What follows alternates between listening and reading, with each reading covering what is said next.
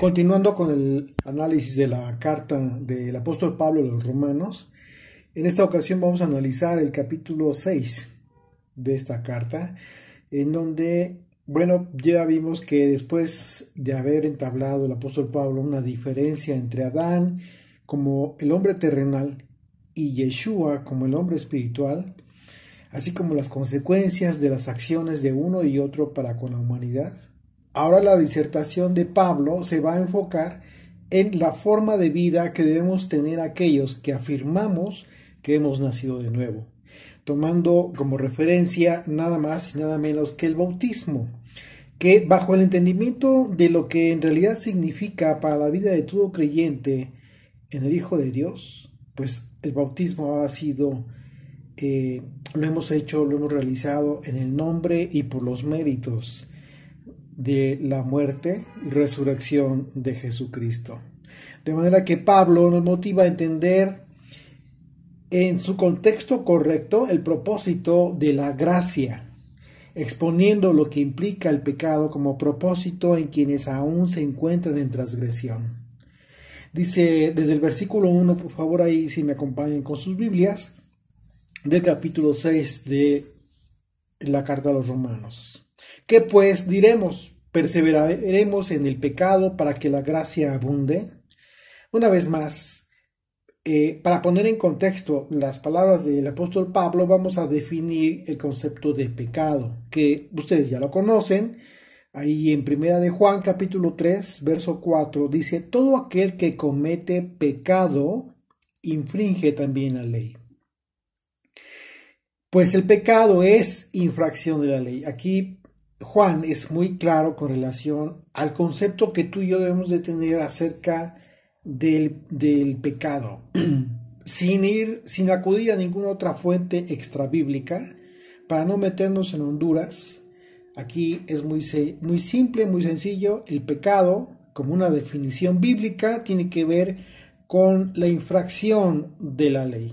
El apóstol Juan está colocando cualquier conducta de una persona que no vaya de acuerdo a la ley como una conducta equivalente al pecado. La pregunta obligada entonces sería: ¿cuál ley? ¿De qué ley está hablando Juan? Obvio, el apóstol de Jesucristo no podía estar hablando de la ley de Roma, sino de la ley de Moisés. En consecuencia, al transgredir esa ley, al llevar a cabo una conducta que no esté alineada a lo dispuesto por la ley, entonces aquella persona se encuentra en transgresión. Aquella persona se encuentra en pecado. Un ejemplo simple tiene que ver con aquella persona que no le hace daño a nadie, por ejemplo. ¿No? Vamos a citar un ejemplo muy al azar. Y esta persona vive según su instinto, aquella persona que no conoce al Señor. Y resulta que esta persona le enseñaron a rendirle culto a los muertos en el día dedicado, en el día que todo el pueblo visita los cementerios para llevar flores a las tumbas en donde fueron enterrados sus familiares. En este ejemplo al azar, la persona no busca hacerle daño a nadie. Y además, jamás nadie le ha dicho que eso que hace es en contra de la voluntad de Dios. A Dios no le agradan esas cosas.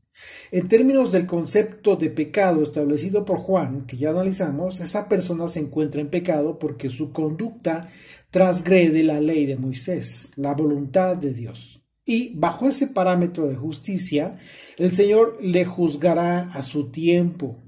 Y esto es muy importante. ¿Por qué?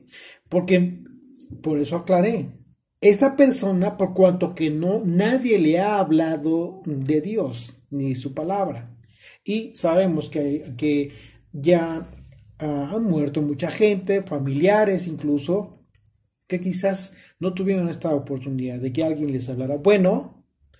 El Señor, bajo este parámetro de justicia, el Señor les juzgará a su tiempo.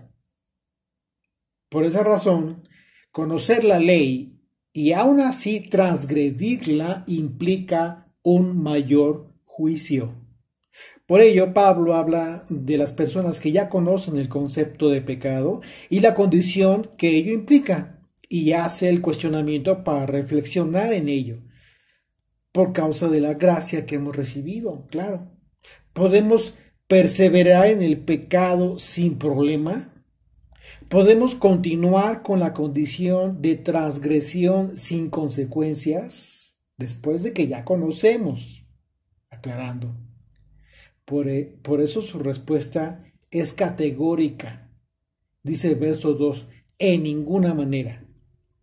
Porque los que hemos muerto al pecado, ¿cómo viviremos aún en él? No tiene sentido. Aquí tendríamos que definir qué significa entonces morir al pecado. El apóstol Pablo previamente habló de la acción del primer Adán. Recordarán en el capítulo anterior como la transgresión, la desobediencia que trajo muerte, y a partir de él todos nacemos bajo la naturaleza pecaminosa del pecado original. Ok, absolutamente todos, sin excepción. Así es que al conocer que existe la manera de restaurar esa condición, es que nosotros conocimos la acción que llevó a cabo el postrer Adán, Yeshua, como el autor de la vida. Ok, así es que estamos hablando entonces de dos conceptos de pecado. La muerte natural con la que nacemos, no por algo que hayamos hecho, sino por causa de la carne. Ya hablamos, y hablamos, por otro lado, pues de la vida. Y te preguntarás, ¿pero acaso no tengo vida? Pues, estoy vivo, pues, por supuesto, solo que la vida que puede proveer Yeshua, de la que habla Yeshua, la vida que promete el Hijo de Dios, es una condición determinada que va a preparar a tu espíritu para que tengas en su momento vida eterna, a fin de no padecer el fuego eterno. Recordemos que siempre que Yeshua hablaba de que Él daba vida, es en el contexto de la vida eterna. Él da vida para vida eterna, puesto que la vida física que hoy tenemos tiene la limitación que antes del pecado de Adán no tenía. Por ejemplo, recordemos esto, Génesis capítulo 2, acompáñenme en sus Biblias. Versículo 16 y 17 dice, y mandó el Señor Dios al hombre diciendo, aquí está el mandamiento importantísimo, de todo árbol del huerto podrás comer, dice, de todos. Pero hay una excepción, dice, más del árbol de la ciencia del bien y del mal no comerás, porque el día que de él comieres ciertamente morirás. Mucha atención con el concepto de vivir y con el concepto de morir. Entonces la pregunta es, si Adán desobedeció, ¿por qué no murió? Pues es obvio que la muerte de la que se habla es una muerte espiritual, no física. Sin embargo, los efectos de la muerte espiritual en el hombre tendrían consecuencias en la vida física, en su vida física, y una vez de determinado momento en que el Señor los expulsó a Adán y a Eva, ellos no vivirían para siempre. Recordemos que en el mandamiento prohibitivo el Señor solo habló del árbol del conocimiento del bien y del mal, lo que significa que Adán y Eva sí podían comer del árbol de la vida, que es otro. Por ello, a partir de su expulsión del Edén, la vida en la tierra tendría un límite de tiempo cada vez que se iba a ser más corto conforme pasaba los siglos. Dice el verso Génesis 3, versículo 22. Y aquí vamos a ver esto bien importante que nos define esta diferencia que surgió a partir de este pecado original. Y Yeshua dijo, y el Señor Dios dijo, he aquí el hombre es como uno de nosotros. Está hablando el Eterno, el Padre. ¿Con quién crees que estaba hablando? Dice, he aquí el hombre es como uno de nosotros. Es obvio que es una referencia al Hijo, a Yeshua, aquel que estuvo con el Padre desde antes de la creación de todas las cosas. Dice, sabiendo el bien y el mal, ahora pues, que no alargue su mano y tome también del árbol de la vida, y coma y viva para siempre. Este es el árbol de la vida eterna, del que Juan habla en la revelación de Jesucristo en Apocalipsis. ¿Por qué? Porque el objetivo es que todos lleguemos al tiempo de la restauración de todas las cosas, justo como era en el Edén. Solo que para ello, ahora entonces hay que vencer al pecado, para entonces tener nuevamente acceso al árbol de la vida. Y el único que provee ese alimento es ese alimento que desde ya se constituye como el árbol de la vida, pues es el Hijo de Dios, Yeshua. Él asimismo, por esa razón, dice que Él es el que da vida. ¿Okay? ¿Por qué? Porque Él se constituye como aquel árbol al que el hombre perdió el acceso y de esa manera tener vida eterna. Por esa razón, en la carne no podemos tener vida eterna, es en el Espíritu. Apocalipsis 2. Versículo 7 dice, el que tenga oído, oiga lo que el Espíritu dice a las iglesias. Al que venciere, le daré a comer del árbol de la vida, el cual está en medio del paraíso de Dios. Una vez más, te estás dando cuenta cómo es que tendremos que, el propósito de todo esto es regresar a la condición en la que nos encontrábamos.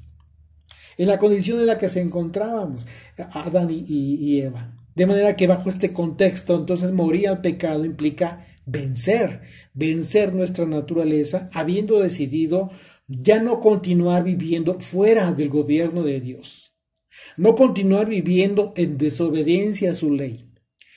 Y si ya decidimos eso, significa que esa vida que tuvimos ya deja de ser parte de nosotros. Aquello que era la esencia de mí y de ti, y que nos identificaba con el pecado, que es muerte espiritual, ya no está en nosotros. Gálatas 2, versículos 20 y 21 dice, con el Mesías estoy juntamente crucificado, muerto, y ya no vivo yo, mas vive el Mesías en mí. Y lo que ahora vivo en la carne, lo vivo en la fe del Hijo de Dios, el cual me amó y se entregó a sí mismo por mí. No desecho la gracia de Dios, pues si la ley fuese la justicia, entonces por demás murió el Señor, murió el Mesías. Te estás dando cuenta de que la disertación de Pablo continúa siendo en el sentido de que nosotros tenemos que ser muertos al pecado y continuar nuestras vidas, pero ya justificados en la fe del Hijo de Dios. Por eso resultaría una contradicción sin justificación el hecho de que alguien diga que ha muerto al pecado, si aún en su vida hay transgresión a la voluntad de Dios, sobre todo, y hablando de gente que ya conoce la voluntad de Dios. Recordemos que el contexto de estos capítulos son los temas en que de aquellas personas que habiendo conocido la palabra de Dios, había disensiones entre ellos en cuanto a su entendimiento y comprensión en estos temas. En Roma, la congregación de creyentes en Roma. Por ello debemos enfocar los conceptos atendiendo, desde luego, a quienes fueron dirigidas estas cartas, que en su momento serían difíciles de entender para los que apenas querían conocer de la Escritura, pero que con el tiempo, por supuesto, que llegarían a comprenderlas como nosotros lo estamos haciendo. Continuamos en Romanos 6, verso 3. Dice, ¿o no sabéis que todos los que hemos sido bautizados en el Mesías Yeshua hemos sido bautizados en su muerte? Porque somos sepultados juntamente con él para muerte por el bautismo, a fin de que, como el Mesías resucitó de los muertos, por la gloria del Padre, así también nosotros andemos en vida nueva. Aquí Pablo continúa en su esfuerzo por esclarecer el punto en el que el cambio en quienes dicen creer de verdad en el Señor debe basarse no en simples palabras o frases arregladas, sino en hechos tangibles. que testifiquen que en verdad las personas han comprometido, han comprendido la importancia de la muerte y la vida. Esta gran diferencia. Y para ello cita nada más y nada menos que el bautismo para ilustrar una vez más el tema de la muerte y la vida. El bautizo es la palabra griega que se utiliza para ser sumergido como una referencia a la ablución, una ablución ceremonial, lo que en el hebreo es conocido como la tevilá. Y Pablo va a hablar del bautizo para enseñar de una forma más ilustrativa por qué debemos morir al pecado para volver a vivir en vida nueva. En ese sentido, cuando hicimos nuestro bautizo en el nombre de Yeshua, asumimos que la sumersión en agua que tuvimos representó simbólicamente que fuimos muertos junto con Yeshua, sepultados con él. ¿Por qué? Porque precisamente la razón por la que tuvo que morir Yeshua fue porque en esa cruz él cargó con el pecado del mundo, con toda la transgresión del mundo. El Señor se hizo inmundo por causa del pecado del mundo. De la misma manera en que tú eras inmundo al haber vivido pues toda una vida de transgresión, por desconocimiento de la voluntad de Dios. ¿Ok? Toda una vida en pecado, en transgresión, fuera de su ley. Habiendo tenido una vida en muerte, que es la esencia del pecado original. El pecado con el que nacemos. Aquí todavía no estamos hablando de aquellos que a sabiendas de que hacen mal, van y lo hacen. Estamos hablando de una muerte que ya con la que nacemos y la cual Yeshua vino a restaurar. En esa condición descendimos con Yeshua, ¿sí? Descendimos y lo simbolizamos cuando somos sumergidos en el agua. Fuimos muertos, hemos sido muertos al pecado, a la condición de vida que teníamos anteriormente. Y de esta manera lo simbolizamos al sumergirnos en el agua, como si muriéramos juntamente con Yeshua. Esa es la forma en que estamos muriendo al pecado. Y aunque es un acto simbólico, por supuesto, lo estamos sellando en nuestro espíritu. Porque ese sello va a prevalecer para vida eterna por causa de una vida nueva a partir de ese compromiso. Un compromiso importantísimo. Por esa razón es un error que tú te enfoques en andar haciendo tevilás conforme a simbolismos, alegorías que no tienen sentido ni sustento bíblico. Andas pensando en Naamán y te sumerges 7 veces y ¿en qué momento estás considerando todo esto? Estás considerando el verdadero simbolismo del bautismo. Por esa razón, el llamado que hacemos nosotros es a regresar a la Escritura. No exagerar en andar escuchando enseñanzas alegóricas, fantasiosas, llenas de sentimentalismo, llenas de aspectos que no van a nutrir tu espíritu, no te van a edificar en el conocimiento certero de la palabra de Dios. Esto es ir madurando en la fe. No podemos quedarnos enanos toda la vida. Así es de que bueno, pues ese es el tema tan importante acerca de la forma en cómo Pablo está hablando de este tema. Voy a leer nuevamente, verso 4, porque somos sepultados juntamente con él para muerte por el bautismo, a fin de que como el Mesías resucitó de los muertos por la gloria del Padre, así también nosotros andemos en vida nueva. Efectivamente, en el simbolismo del bautismo, al salir del agua estamos representando como testimonio ante la congregación de los santos, y estoy hablando del Israel de Dios entre las naciones del mundo, que vamos a hacer, estamos testimoniando que vamos a hacer valer en nuestras vidas el propósito divino de la resurrección de Jesucristo.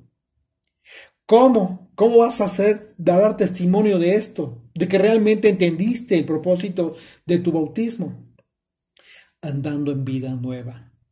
Este es el compromiso que adquirimos, habiendo muerto nosotros ya al pecado, teniendo vida en Yeshua. Si te estás dando cuenta, este aspecto que es un simbolismo, tiene que tener un efecto en tu espíritu, en tu conciencia, de tal manera que ya no puedes regresar a la vida anterior. No debes regresar a tu vida anterior. Pablo explica la analogía simbólica del bautismo para explicar la necesidad de cambiar de vida como un anticipo y en preparación, fíjate nada más, en preparación para el día de la resurrección de los muertos, el día del Señor.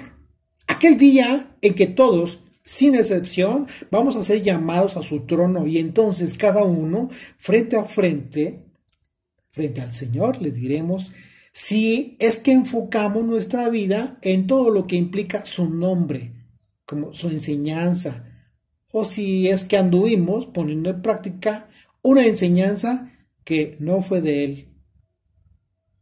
La pregunta es, ¿habremos cumplido el objetivo de haber ofrecido un fuego que vino de Él?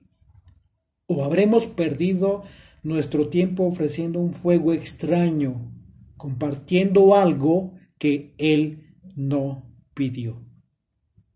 Continuamos en el verso 5, dice, porque si fuimos plantados juntamente con Él en la semejanza de su muerte, así también lo seremos en la de su resurrección.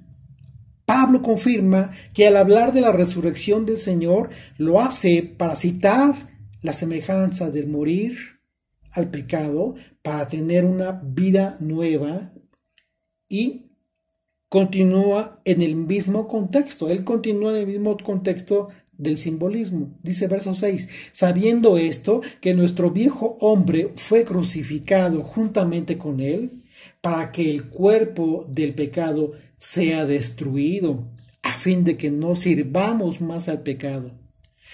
Aquí ya Pablo está enfocando todo este contexto de lo que hace efectivo la conciencia que estás teniendo de cambiar de vida, y que en un momento dado tu fortaleza es cuando lo haces efectivo en tu espíritu, pero que con el paso del tiempo debe de tener efectos en tu carne, en tu cuerpo físico.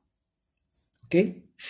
Al hablar de servir o no servir más al pecado, Pablo está hablando de que bajo el concepto correcto de servir, él está dejando claro que si nuestra obediencia será definida, ¿sí?, por la transgresión, si es que continuamos transgrediendo, o a la voluntad del Padre.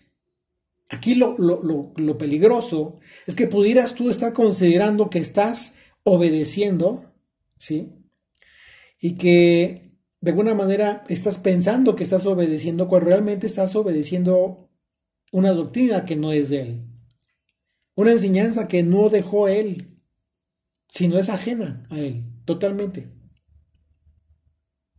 Entonces aquí es donde Pablo comienza a enfocar el tema de a quién sirves. Y la manera en cómo lo enfoca es precisamente por todo el tema religioso, todo el aspecto que encierra la vida de una persona cuando está acostumbrada toda su vida a seguir a alguien. Y miren, eso no es malo en la medida de lo correcto. ¿A qué me refiero? ¿En qué se convierte en algo malo, perjudicial para ti si toda tu vida sigues a alguien? En el momento en que lo sigues ciegamente, a cualquier hombre. Estamos llamados a entre todos como pueblo, edificarnos mutuamente. Sí, por supuesto. Y en eso nos escuchamos unos y otros, sí. Pero antes que dar por sentado lo que estamos escuchando y ponerlo en práctica en nuestra vida, tendríamos nosotros que ver si lo que estamos escuchando realmente tiene sustento bíblico. Esa es la razón por la cual de repente hay cosas que hoy la gente hace pensando que está obedeciendo, cuando realmente lo que están haciendo no tiene ningún sustento bíblico. Entonces, ¿a quién están obedeciendo? ¿A quién sirven? ¿A quién sirves tú cuando te pones a andar celebrando Purim, Hanukkah, fiestas que están más cerca del paganismo que del Señor, al final de cuentas? Y lo digo con todo respeto, porque pues, estamos hablando de la Biblia, son festividades que no tienen sustento bíblico. Y como eso, muchas otras cosas. El ritual judío de andar recibiendo tu Shabbat con pan, con vino, con rezos y con velas. Dices tú, ¿en qué momento me perdí de la Biblia? ¿No? Eso no está en la Biblia. Como eso, muchas otras cosas. ¿A quién sirves? ¿A quién obedeces? Dice verso 7, porque el que ha muerto ha sido justificado del pecado. Recordemos que pecado tiene que ver con transgresión. Una vida que no está, de una persona que lleva a cabo cosas que no están contempladas en la voluntad de Dios. Verso 8. Y si morimos con el Mesías, creemos que también viviremos con Él. Con Él. Porque hacemos lo que Él enseñó, sabiendo que el Mesías, habiendo resucitado de los muertos, ya no muere. La muerte no se enseñorea más de Él. Lo que nos está diciendo Pablo es que debemos seguir el ejemplo de Yeshua en todo. Y el hecho de que haya puesto el ejemplo de la resurrección de Yeshua para no volver a morir, por cuanto que el Señor venció a la muerte, así también nosotros debemos vencer a la muerte, para no volver a caer en la condición de muerte espiritual. Porque de la misma manera en que Yeshua vive por haber vencido a la muerte y la muerte ya no tiene potestad sobre él, así tú y yo debemos vencer para que la muerte no se enseñoree más de nosotros. Es decir, la condición de pecado original por causa de la carne, por causa del pecado original, ya no se enseñorea de nosotros, ya no nos domina. Por eso debemos vencer. Tomando como ejemplo lo que hizo el Señor, venció a la muerte.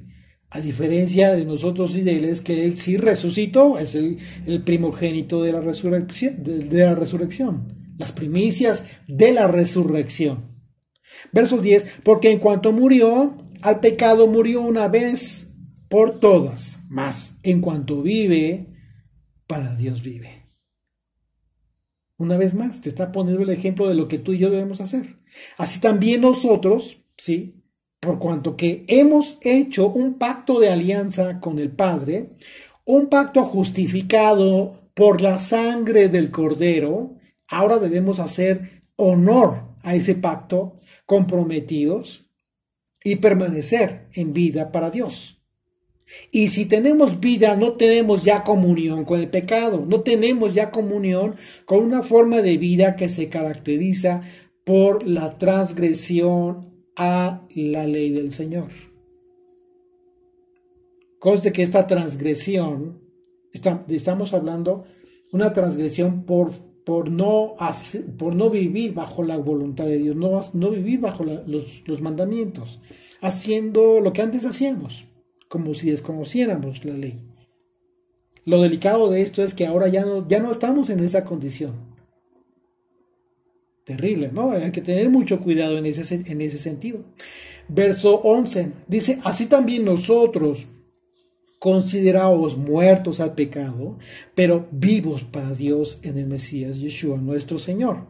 No reine pues el pecado en vosotros, en vuestro cuerpo mortal, de modo que lo obedezcáis en sus concupiscencias, ni tampoco presentéis vuestros miembros al pecado como instrumentos de iniquidad, sino presentaos vosotros mismos a Dios como vivos de entre los muertos, Pablo aquí en este pequeño versículo 13 está citando la profecía de Ezequiel, el valle de los huesos secos, el momento en que nosotros estamos resucitando, ya no estamos muertos, que si teníamos vida, sí, en un momento dado esos huesos se levantaron, tenían carne, pero no tenían espíritu, no tenían vida.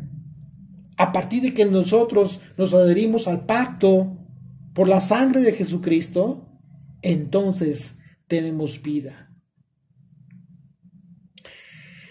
Dice una vez más, verso 13, ni tampoco presentéis vuestros miembros al pecado como instrumentos de iniquidad, sino presentaos vosotros mismos a Dios como vivos de entre los muertos, y vuestros miembros a Dios como instrumentos de justicia. Justicia, y cuando habla de justicia es obvio que tiene que ver con toda la voluntad de Dios plasmada en su ley.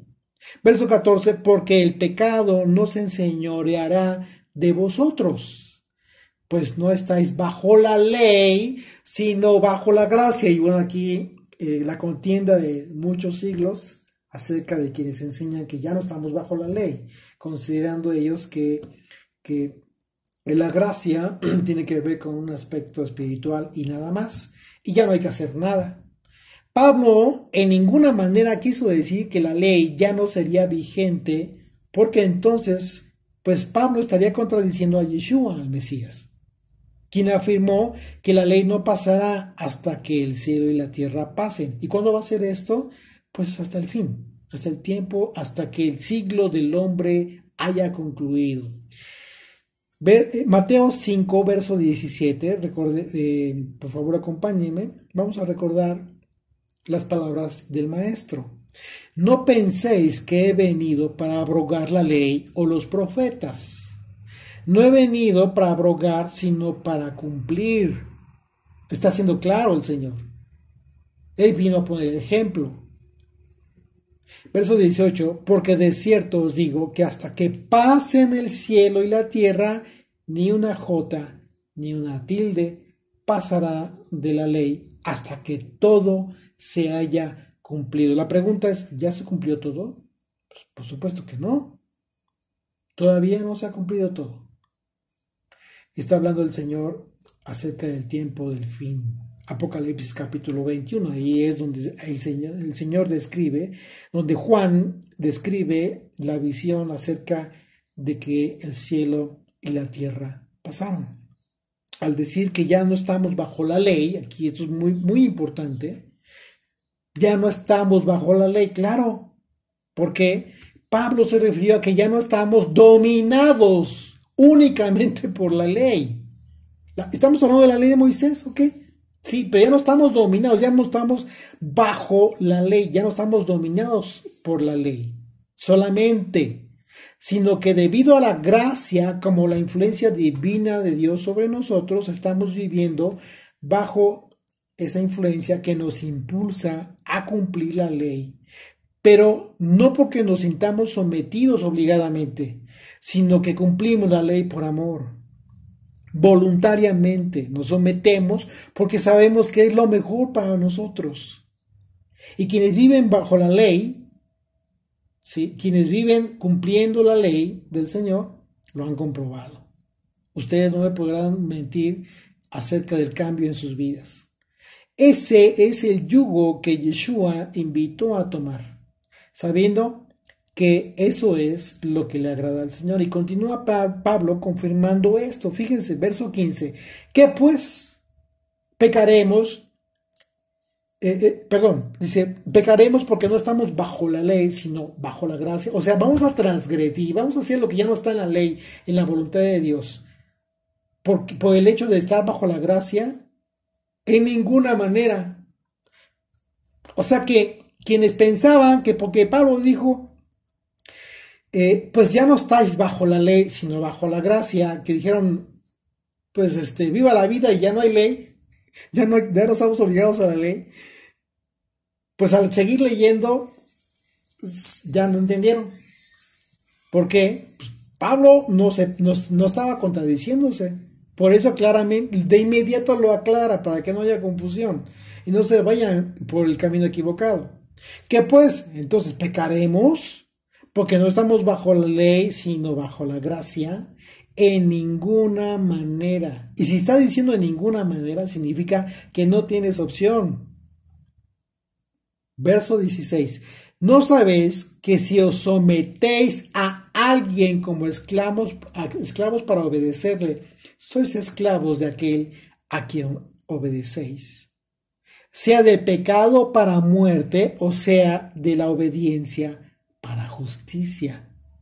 Impresionante, impresionante cómo es que Pablo pone en jaque a todos aquellos que estaban pensando que echaron, que no entendían todavía el propósito de la ley y que hasta hoy sucede y que dijeron, pues ya no estamos en la ley, ya es la gracia solamente, sí, pero entendiendo la gracia en un sentido subjetivo y totalmente errado.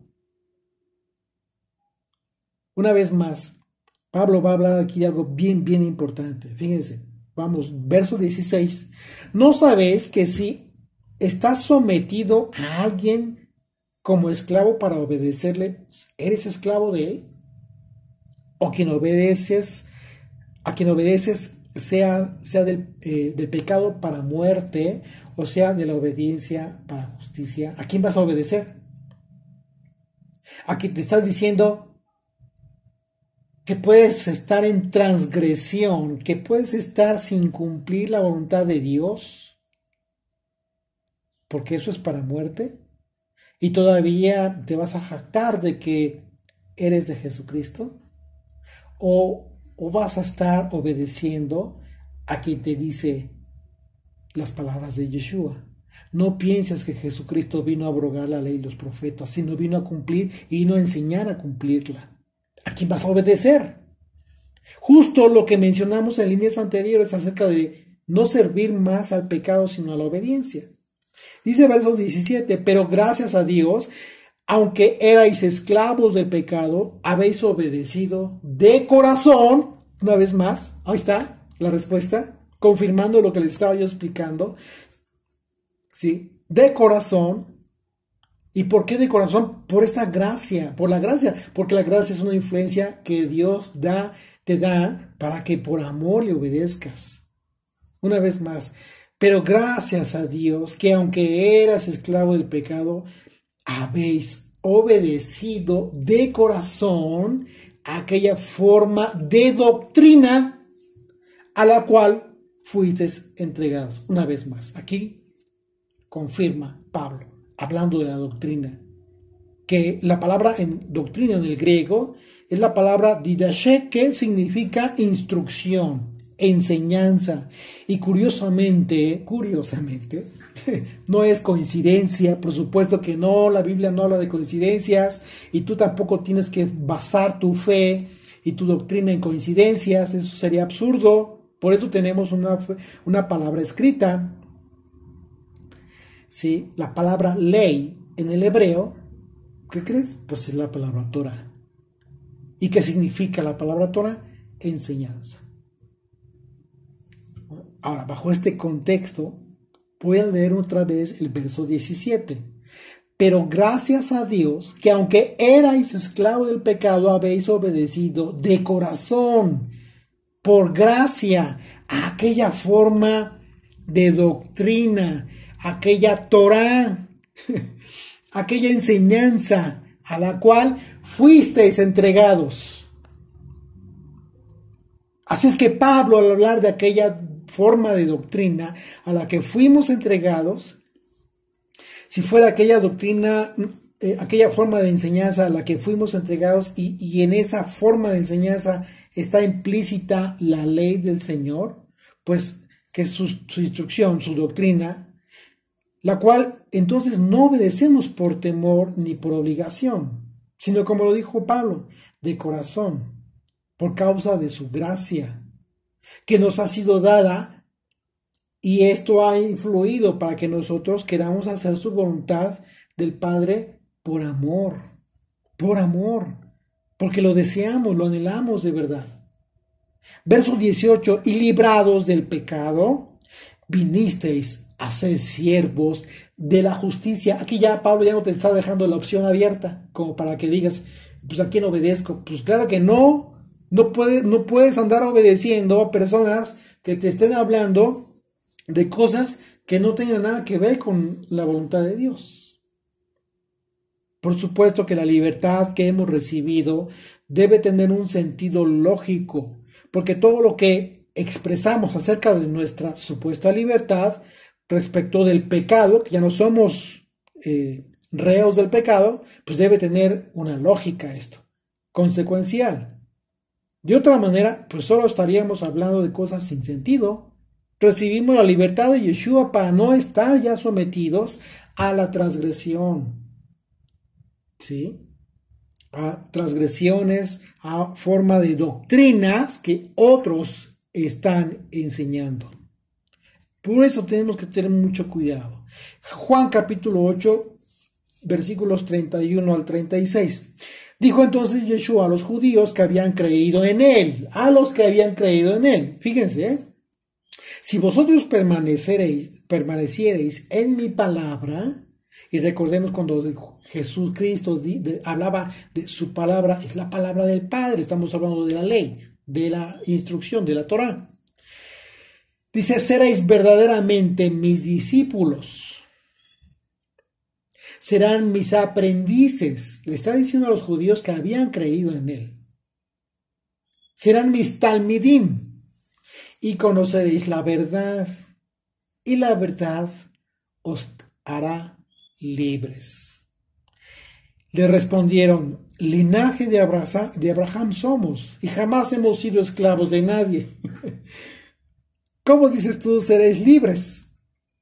Yeshua le respondió, de cierto, digo, o sea, ¿por qué cito este pasaje?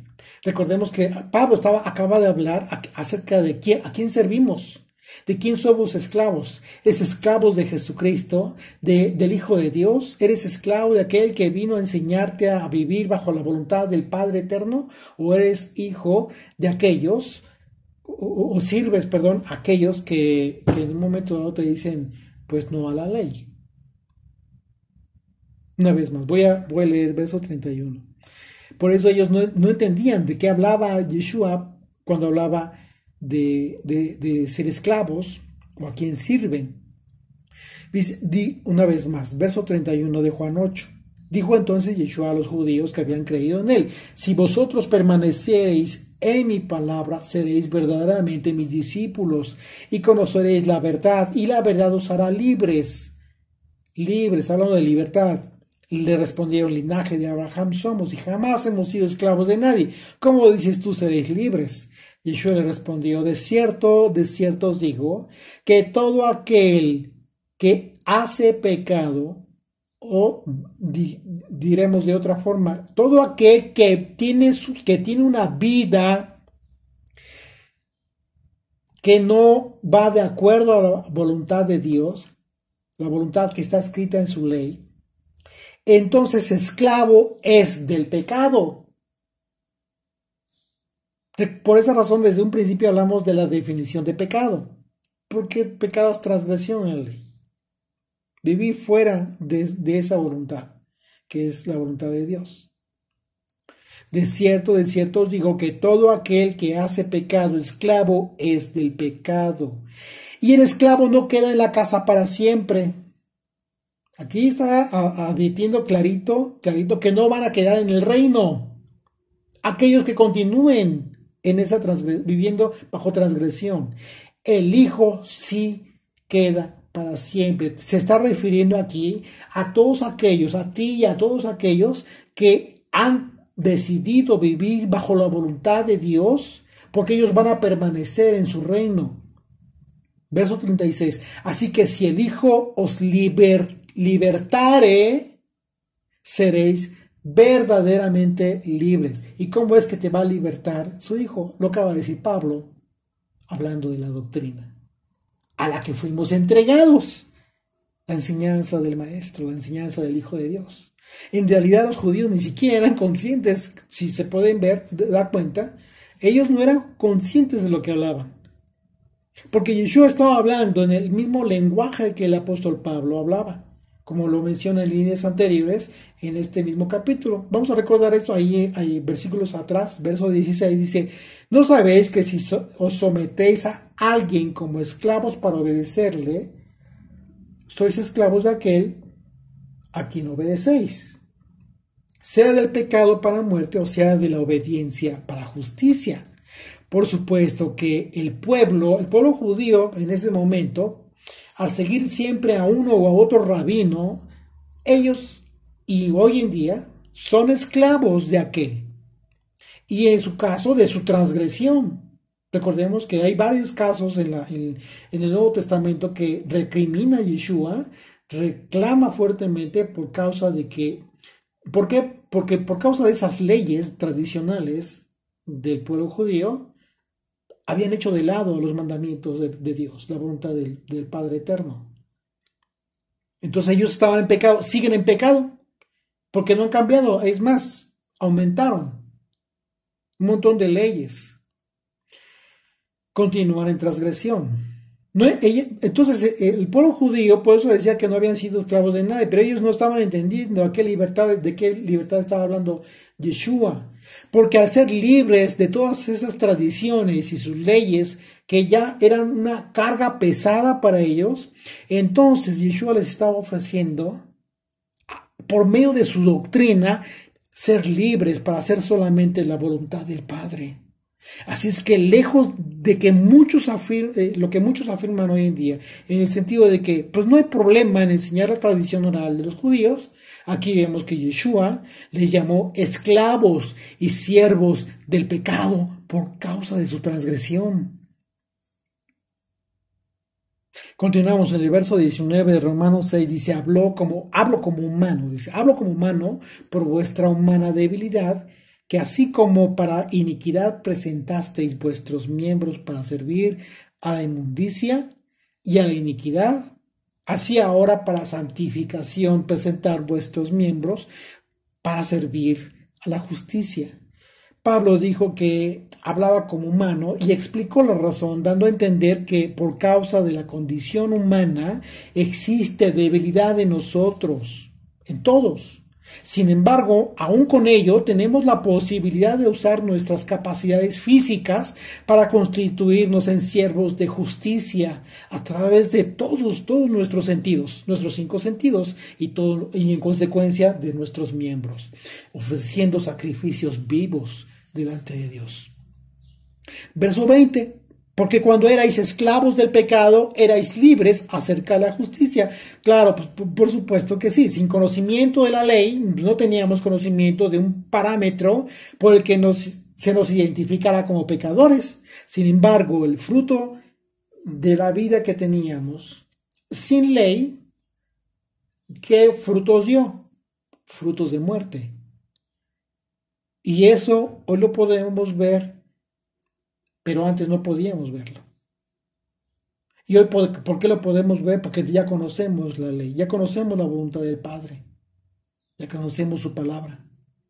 Ya no tenemos justificación para estar exentos acerca de la justicia.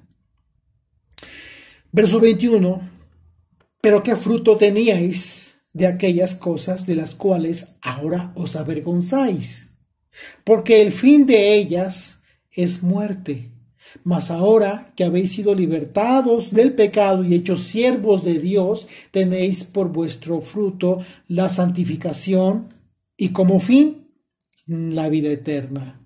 Sí, la santificación es el fruto que debemos tener como consecuencia de haber recibido la libertad que recibimos del Señor, porque el propósito de que conservemos esa santidad es de vital importancia, porque en ello está la vida o la muerte eterna.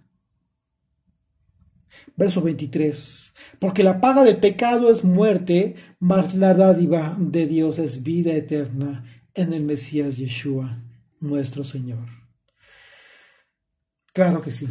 Porque la paga del pecado es muerte. Es que el Hijo de Dios murió en la cruz, poniendo su vida por nosotros como la dádiva de Dios más hermosa que pudiera recibir el hombre y constituye el elemento único por el que nosotros podemos acceder a la vida eterna. Así que seamos entendidos y sirvamos a la justicia, porque en el día de la resurrección, entonces recibiremos nuestro galardón. Y muchos de los que duermen en el polvo de la tierra serán despertados, unos para vida eterna y otros para vergüenza y confusión perpetua. Los entendidos resplandecerán como el resplandor del firmamento, y los que enseñan la justicia a la multitud como las estrellas a perpetua eternidad. Bendito el Señor por esta gran verdad. Amén.